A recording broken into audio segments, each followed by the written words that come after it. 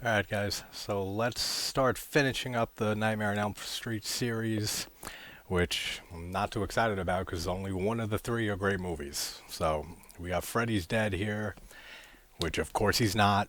Like every single one of these franchises with a final chapter or the final nightmare, at least this one comes back to a good one with Wes Craven's New Nightmare.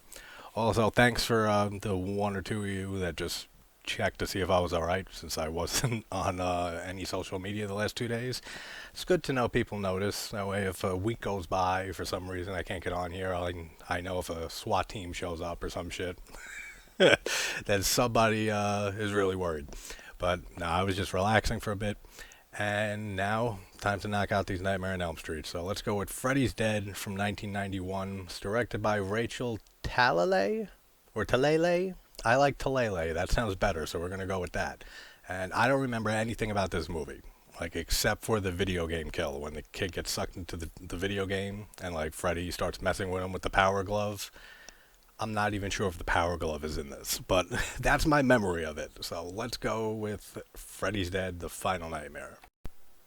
I do kind of like how they have a quote from Freddy in the opening here that says, "Welcome to primetime, bitch," and then dash Freddy Krueger. Like, I mean, it reminds me of a much better film I'd rather be watching, but it's a nice little touch. Also, if I remember correctly, isn't there a few, like, big stars in this? Like, I know Johnny Depp makes a cameo, and Roseanne, and Tom Arnold, because back then there was nothing that Roseanne was in that Tom Arnold wasn't flying behind her like a hungry dog. Oh, Tom Arnold, you gotta love him. And Alice Cooper, I'm pretty sure, is in this, right? Pretty sure, we'll see. You could pretty much take the whole introduction to this movie with the main character, who I didn't find his name out yet, on the plane, and just throw this in Final Destination, and I don't think anybody would know a difference.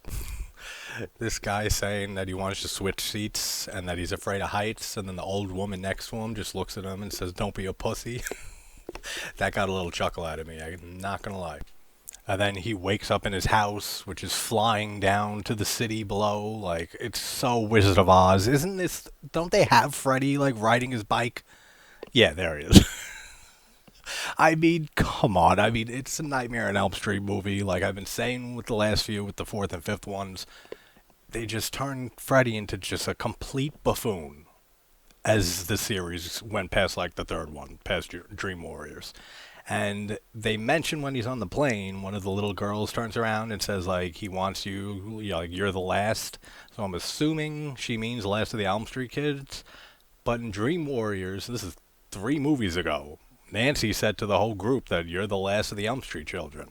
So I guess Elm Street people, the kids, just keep popping up over and over again over the years because it should have been the last of them 3 movies ago. Yet we still have more movies.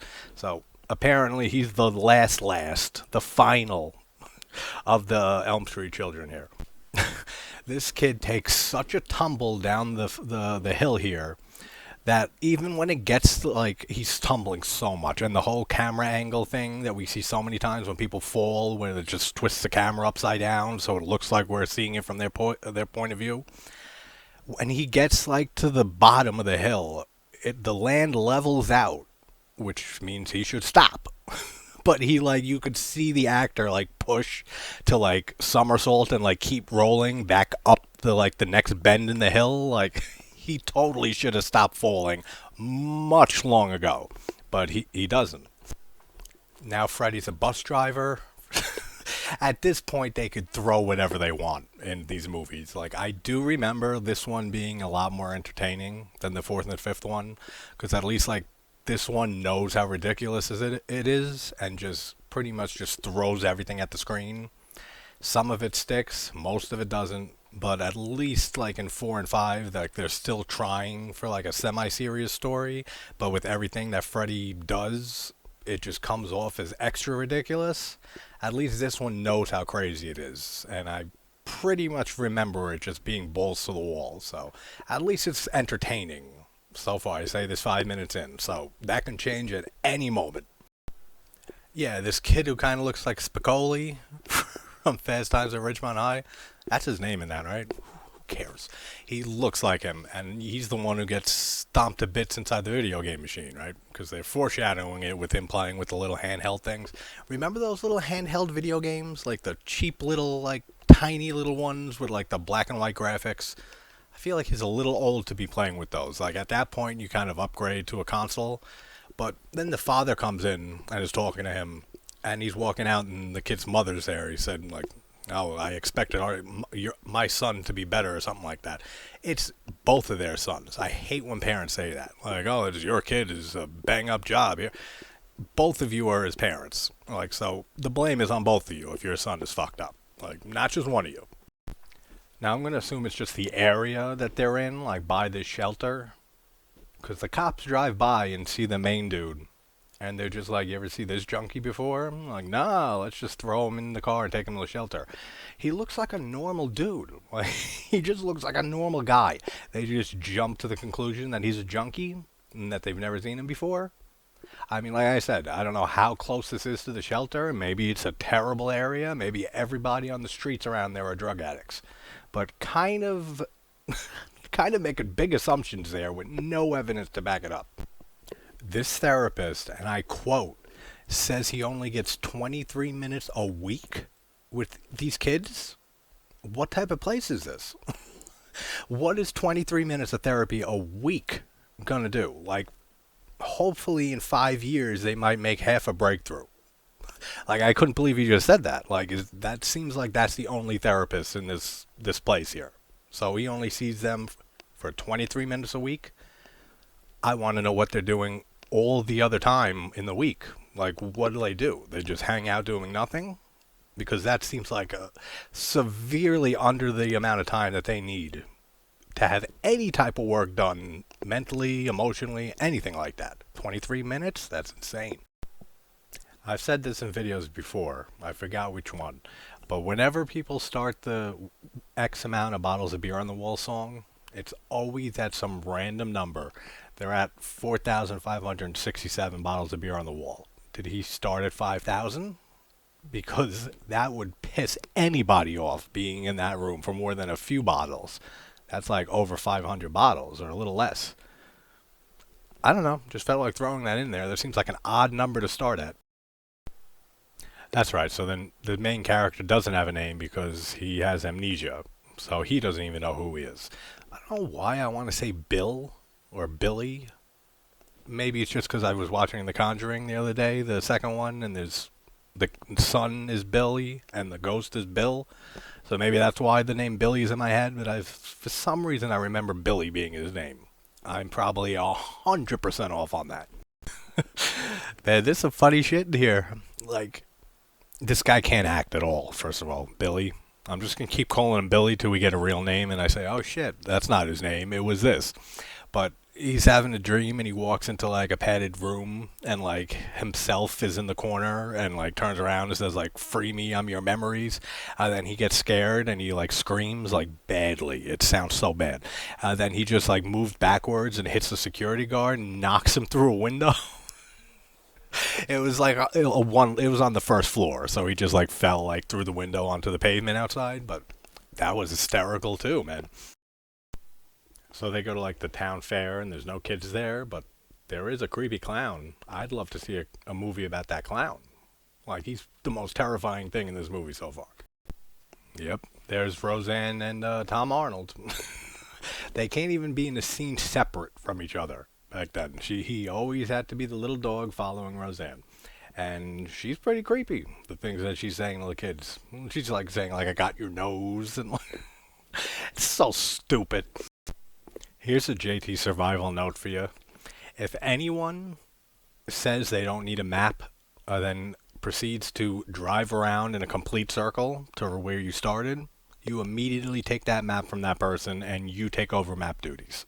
Because this person has no idea where they're going or how to use the map.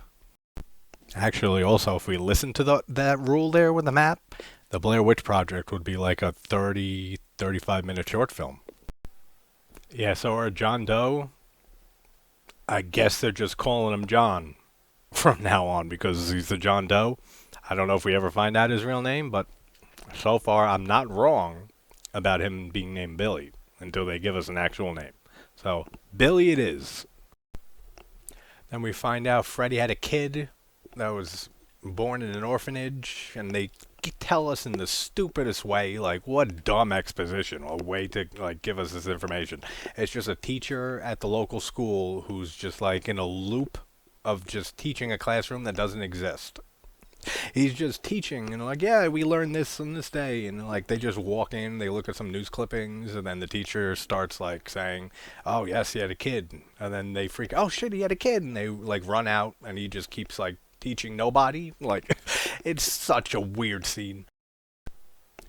They go to his house, the three other kids, and the girl proceeds to hi-ya kick the door open for like no reason whatsoever. Okay, I remember this too. The guy Carlos with the listening device, the hearing aid. There we go. That's the word I was looking for.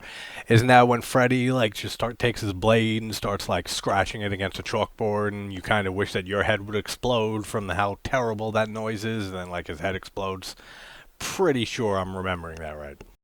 Alright, so maybe I'm still right with that.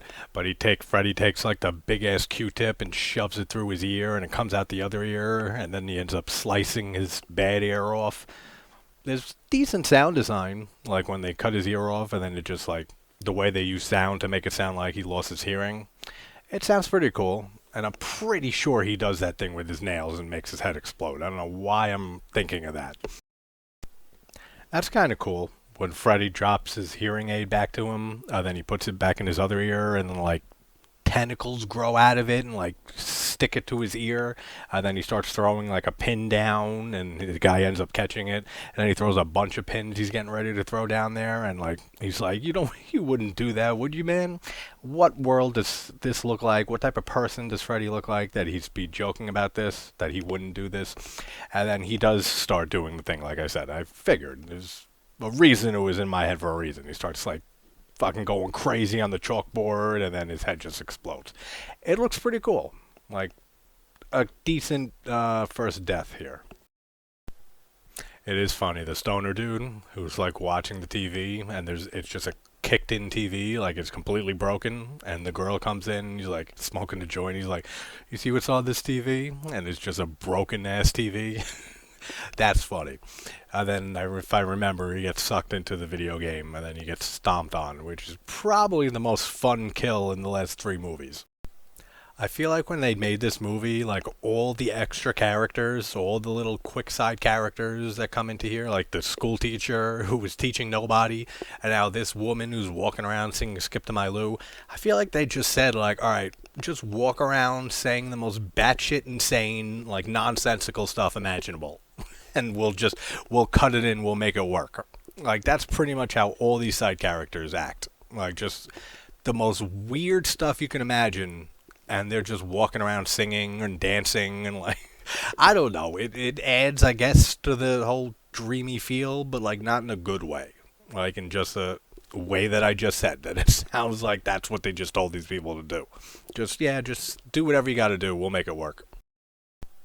Yeah, then the stoner dude, just like I remembered, he gets sucked into the TV, and the CGI, it looks bad, obviously, but it fits. Like, it doesn't look like egregious or anything like that. And we have Iron Butterflies and Agata Davida playing while he's getting sucked in. It's a cool scene, and then Freddy's just chilling there on the couch, controlling him like a video game. Like I said, at this point, whatever they feel like throwing in here, because this series just went off the rails after Dream Warriors. Freddy also mentions the great graphics that we get in the game here from 1991. And then he comes crashing through the wall, and they're like, "Oh, I found Spencer," and then they're trying to help him and stuff, and he's stuck in the dream, and then Billy John Doe says, "I'll go in his dream and help him before he gets killed." Like, they never mentioned that he can do that. Like, this is like Kristen from Dream Warriors, that she has the power to bring people into her dreams, so now he can just go into any random person's dreams. They never mention any of that shit. And then just seeing this character that's still in his dream, and he starts like, boop, boop, boop, boop, like he's in a video game. In real life, like it looks so stupid. Like at least it's having fun. Like I said, it's having fun with itself, but it looks absolutely stupid. Yeah, I would not be surprised at all if this whole movie was just a marketing ploy for Nintendo for the Power Glove. Because he ends up killing the guy and he ends up falling down the stairs and into like a portal to hell or some shit. And all of Freddy's dialogue is cringy. Like every one-liner he gives here is just so bad. Like it's really bad. Like it's just not good at all. And his makeup looks alright. Like I was saying in part 4 and 5 that his makeup just did not look right for me. Looks more normal here, but it's still just all the comedy in it just take away from what Freddy is, and I just don't enjoy it for that reason. Definitely having more fun time with this than the last two movies, though. So Wes Craven's New Nightmare will be a huge increase in quality. So excited to watch that after this. I will say though, I do like the atmosphere of this movie. Like compared to the last two, like I really like how this movie feels and like the dreaminess to it. Even if it's too comical, even if a lot of kills are just over the top, like to the extreme, it has a good atmosphere to it compared to the last two movies. So this is like the best atmosphere for me since Dream Warriors. But then we get stupid shit like this, like when Billy John Doe fucking jumps out of his house and then he all of a sudden he has a fucking parachute and he yanks on it and then the parachute comes out but he's still like in the truck with the rest of them and Freddy's just flying around under the parachute and then he just slices the cords and he goes free falling and then you see Freddy on the ground like pushing a bed of spikes with his back. It looks like a Roadrunner cartoon. Like it's so fucking stupid. Like there's so much dumb shit in this movie, but like I keep saying, at least they went balls to the wall with it, and they're trying to make it as entertaining as possible. It is a little bit like, but after a little bit, it's like okay, like they can't go any further to make this more enjoyable because it's already at the this is insanity level. So I don't know. I can't wait to watch the next fucking movie.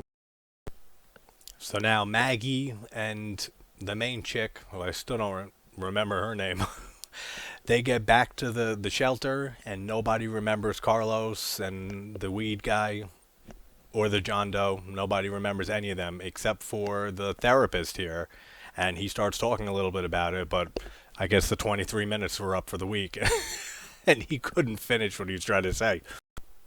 And Maggie somehow hears from John Doe saying that the kid of Freddy, it's not a boy, because he was thinking maybe he's the son of Freddy. So apparently Freddy has a daughter. I mean, it would have been cool if they kind of went with what they did with the fifth movie, with the boy, the son, Jacob. That was his name, right? Who knows at this point? That was a boy, and yeah, he was saved in the end, but they could have went down that same route instead of now changing it that he has a daughter. I don't know. I mean, I felt like they could have connected the two movies more if they were going to go down this whole route of Freddy having a kid anyway. They could have kind of retconned it a little bit from the last movie and made it still like Alice's kid that they were going after and made it like his son, but now it's a daughter. I don't know. Let's see where this goes. So apparently Maggie is the daughter of Freddy. Sure, why not? Alright, Freddy's line of every town has an Elm Street. That's a great line. And that's a pretty iconic line from this franchise. So, gotta give it props for that. There's some strong Beverly Marsh vibes with the main girl here and her dead father, who she's having a vision of, who's a creepy bastard. Definitely reminds me of It a little bit. And the makeup on the dad's face after she like beats his face in, and then he gets back up, looks terrible. Like it really looks bad. Kung Fu this bitch. Alright, regarding the whole waking yourself up out of a dream, we've seen this in a few of these movies now. Especially we saw it in the first movie when Nancy burns her arm to wake up. So, like, couldn't you just carry a lighter with you at all times? And just any time that you wake up in a dream, if that even makes sense.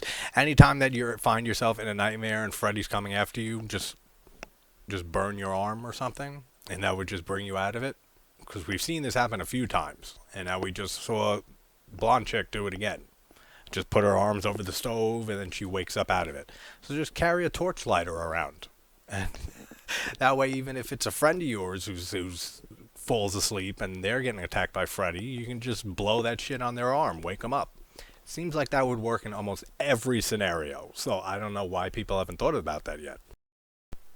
So then Freddy's in like the therapist who only gives 23 minutes a week to his to all the people at the shelter. In his dream, and Freddy just starts saying how no matter what they do to him, he keeps coming back, and it's cool, kind of how he's slicing his fingers off and he's counting off like how all the ways they tried killing him in the past. But then he says that the dream people is who gave him this job to kill people in their dreams and do what he does. So now there are dream people that are behind all of this. I don't think we ever hear much about the dream people, but there are dream people. So just letting you know. Tracy, that's the blonde main girl's name, Tracy. And in all these movies, despite the time that they're taking place in, they always have some device or some way of just inducing dreams immediately, like count hypnosis or count down from 10. Like, whatever happened to just beating someone over the head once with a hammer? Like, and just knock them unconscious and knock them out that way. It seems more effective and a lot quicker to get people knocked out and into a dream state. So now Maggie's going into the dream to try to go one-on-one with Freddy, aka her father. And some of the CGI is so laughable. But then we see like little Freddy fish, but all I can think of is they look like mutated Freddy sperm. Like, that's what they look like. They have like fish faces, but with little sperm tails. And they're like floating around in some liquid. I don't know what's going on. Man, Freddy's addicted to gerbils. Or hamsters, whatever that was. Ah, Alice Cooper. So we actually finally see for the first time, I'm pretty sure, right? Unless I fell asleep at some point in 4 and 5. We actually see a memory of Freddy getting killed by the parents. By the parents throwing a Molotov cocktail into the basement or the wherever the hell it was at the power plant. Didn't look like a power plant, so I'm sure they forgot that detail. Wherever it was, they threw a bottle in and then everything's on fire. Then the little fish sperm things come in and they say that, like, we know what you want and just let us in and you'll be forever. So are those the dream people that he's talking about? Because dream fish would have been a lot more accurate. But I'm just guessing that those are the dream people that he's referring to that, like, gave him this job. I don't see any other thing that they could be, except for just random ass fish. So I don't know. It seems like they're the dream people. Let's just go with dream fish because it's stupider. Man, with this whole talk about dreams and nightmares and everything that this movie surrounds itself around with the topics, this movie's like a great sleeping pill. Like, if anyone like has trouble going to bed, throw this movie on, because aside from like a few little things that are humorous or cool looking, this whole movie as a whole is just, it's just so fucking boring. It's a good thing that we got New Nightmare after this movie, because imagine if they kept going with this same story. Like, eventually we would have met Freddy's cousins and Freddy's niece and Freddy's nephew once removed, and we would have gotten all more familial history on Freddy as, like, this keeps on going. We already met his mom, now we met his daughter. They were just, you can tell they ran out of ideas 3 movies ago, like, from where we are now. You see this shit in so many movies. How she's just a therapist, right? That's all we know about her. But then all of a sudden she becomes like professional knife thrower and she's hurling ninja stars and with dead aim accuracy. Like, I don't know, man. This is almost over, hopefully. Does her whole ending, killing the bad guy line of Happy Father's Day even work? Because it's not, I'm pretty sure it's not Father's Day. like that this is taking place on. So that doesn't work at all. What a stupid line that is. Then his body explodes and his head comes flying like at the screen, and then the little fish worms are there. Again, the dream people, I guess, because why even mention dream people, and that he's was given this whole task as being the dream demon. If those aren't the dream people, like, this movie. Oh, and that's it. That's the end of the movie. It just ends after that. They blow up Freddy. We see the fish dream people flying around, and then that's it. That's the end of the movie. And we get like flashbacks to like scenes from better movies in the franchise with some song going over it. So I don't know, man. This is, like I said, this is just not my franchise. Past Dream Warriors, like the first three movies, I adore. After that, excluding New Nightmare, I just don't care for the series. Like, after now rewatching 4, 5, and 6, I don't think I'll ever watch them again. Like, unless, like, it's just they're randomly on TV or something, and there's nothing else to watch, and I'll be like, oh, Freddy's Dead is on. Then nothing else at all is on any other channel. But that wouldn't even happen because I don't watch regular TV, like, hardly ever. Like, so that instance would never happen there. But that's Freddy's Dead, the final nightmare. It's finally over. And then at least we have a good one after this. So then I don't even know if I'm going to do the remake because I can sum it up in like 2 minutes because that movie is just dreadful in every single way. So Wes Craven's New Nightmare I'll have sometime later. It's mad early. So sometime later. Then I really want to do Demons 2, and The Church. So one day this weekend will be devoted to those. For sure. So wherever you guys are from, hope you're having a good morning, afternoon, or night, and I will talk to you soon. Take care.